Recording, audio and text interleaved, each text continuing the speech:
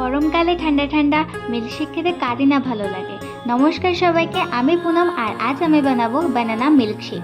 প্রথমেই আমি 3টে বানানাকে খোসা ছাড়িয়ে নিয়েছি, তারপর একে একে এগুলোকে ছোট ছোট পিস করে কেটে নিয়েছি। আর সাথে নিয়ে নিলাম 1 কাপ দুধ, এলাচ, কাজু বাদাম আর জল। এবার আমি মিক্সি নিয়ে নিলাম, তাতে দিয়ে দিলাম বানানা পিসেস, দুধ, জল আর কাজু বাদামগুলো যেগুলো রেখেছিলাম সেগুলো টুকরো টুকরো করে দিয়ে দিলাম। আর এলাচের খোসাটি ছাড়িয়ে ওর মধ্যে যে দানাগুলো ছিল সেগুলো দিয়ে দিলাম। ভালো স্বাদ হওয়ার জন্য আমি দিয়ে দিলাম 1 টেবিল স্পুন টক দই, সাথে দিয়ে দিলাম 1 টেবিল স্পুন কোকো পাউডার ফ্লেভারের জন্য। এরপর দিয়ে দিলাম পরিমাণ মতো চিনি। এবার আমি ভালোভাবে উপকরণগুলো মিক্সিতে গ্রাইন্ড করে নেব। গ্রাইন্ড হয়ে যাওয়ার পর আমি একটি গ্লাসে সার্ভ করে নিচ্ছি। দেখুন দেখতে কি ভালো হয়েছে, আর খেতেও কিন্তু দুর্দারুণ। আপনারা অবশ্যই বাড়িতে ট্রাই করবেন, আর কেমন হয়েছে অবশ্যই জানাবেন।